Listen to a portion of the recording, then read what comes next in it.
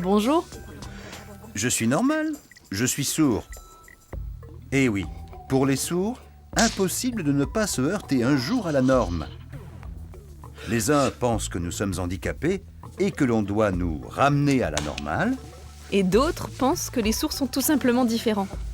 Et que c'est le manque d'adaptation de la société qui crée du handicap. Alors, ce mois-ci, l'œil et la main cherchent à savoir ce qu'est vivre normalement à travers des histoires très variées. Être malade du diabète ne se voit pas et ne se sent pas forcément.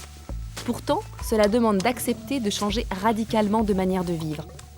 Et pour l'accepter, il faut être informé des conséquences de cette maladie. Les sourds ont encore moins d'accès à ces informations. Alors, en route pour le pôle santé sourd de Lille pour répondre à toutes nos questions.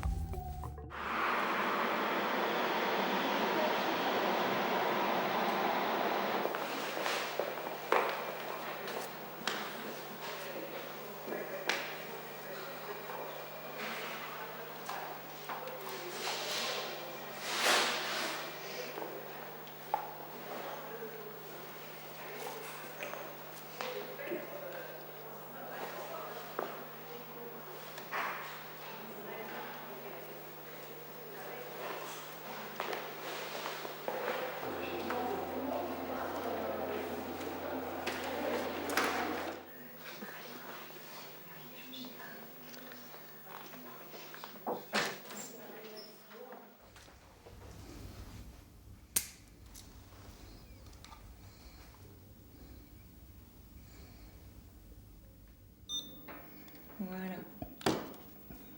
Je vous donne ça. Donc on va faire l'examen clinique de votre diabète en fait. Je suis le docteur qui s'occupe du diabète aujourd'hui. Donc là je voulais savoir actuellement un petit peu qu'est-ce que vous preniez comme traitement tous les jours.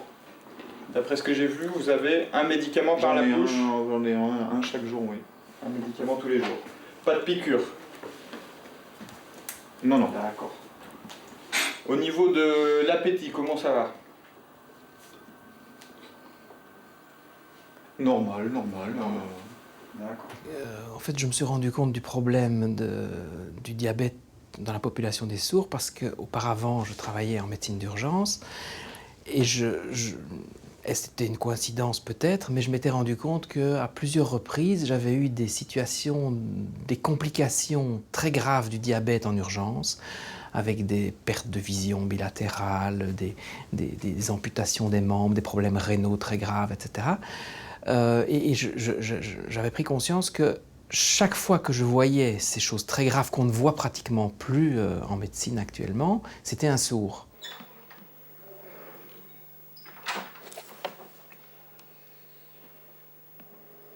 Ici. À la base du petit orteil. D'accord.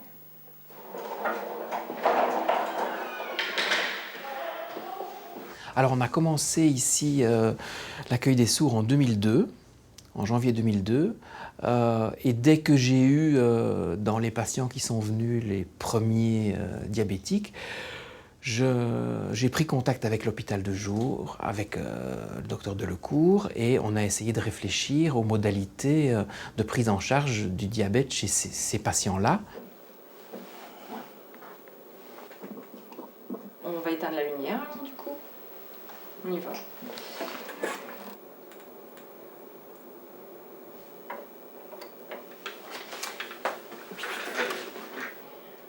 C'est bon. Terminé.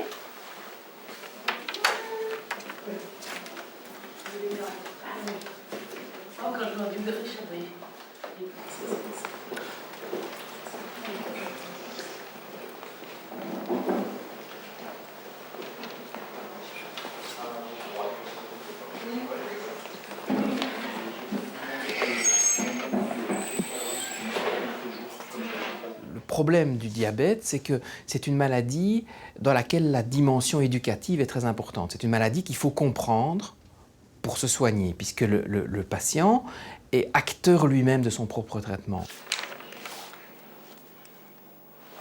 faut faire attention quand on a du diabète?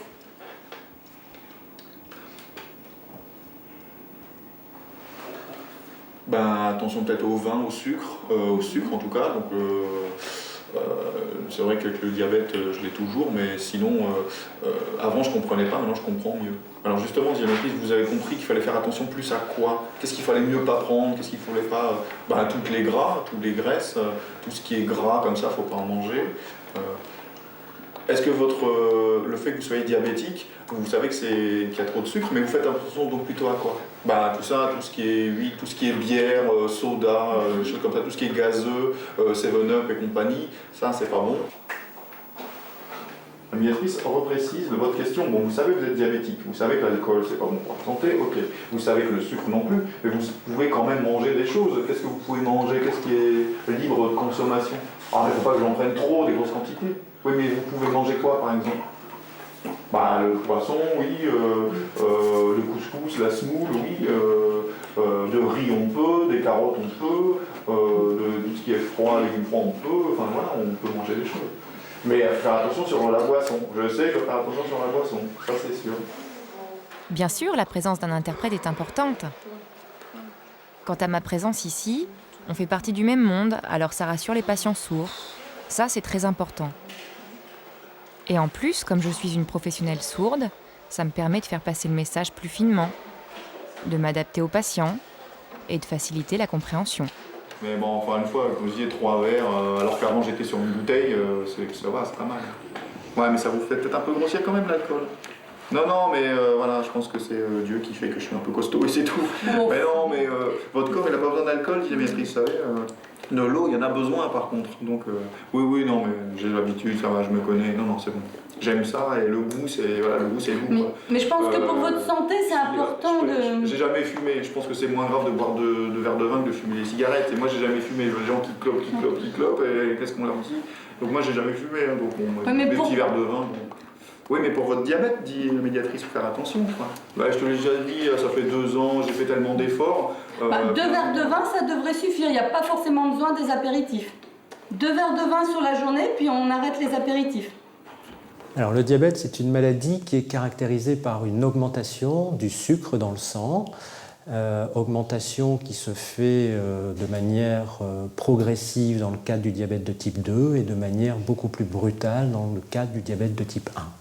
Est-ce qu'on peut se douter qu'on a un diabète? Je pense que si un diabète de type 1, oui, on ne va jamais le rater, on est très malade, donc je pense qu'on ne rate pas le diagnostic d'un diabète de type 1, il n'y a pas... Non. Le diabète de type 2, dans la très grande majorité des cas, les patients n'ont aucun symptôme. Alors quand est-ce qu'il faut y penser? Il faut y penser lorsqu'on est un peu trop gros, qu'on a un petit excès pondéral, et qu'on a passé la quarantaine. 45 ans, 50 ans, voilà. Ça, c'est le type de population qui est concernée. Il faut surtout y penser aussi si dans la famille, on sait qu'on a eu des parents, des grands-parents diabétiques. Voilà.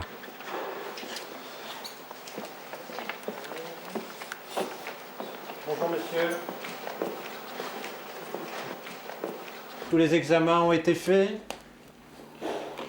Vous avez vu? Oui, je crois que c'est fini, tout a été fait, les prises de sang, les analyses d'urine, j'ai dû refaire un petit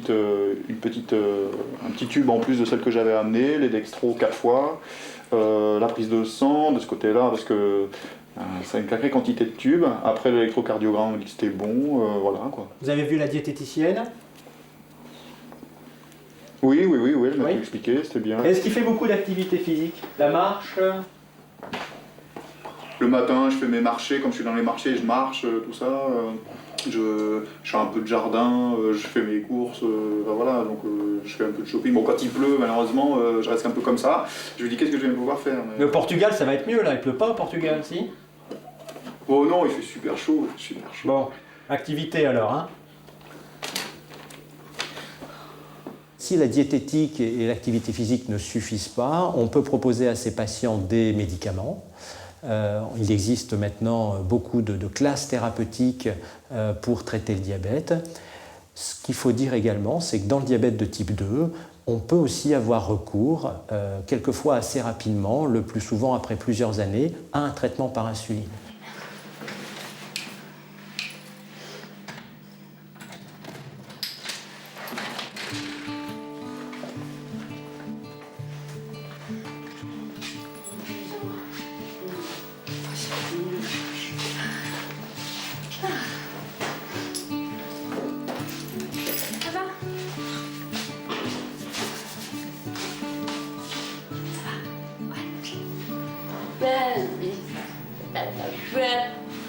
Ça va.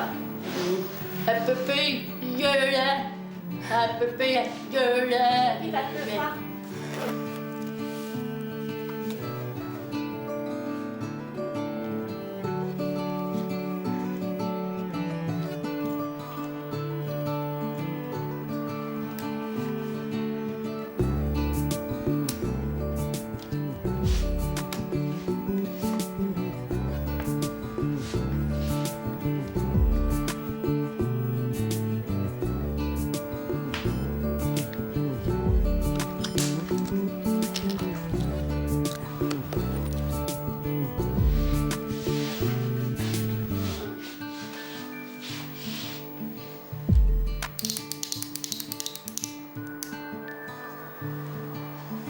Ça va? Demain? Bonne journée. Voilà.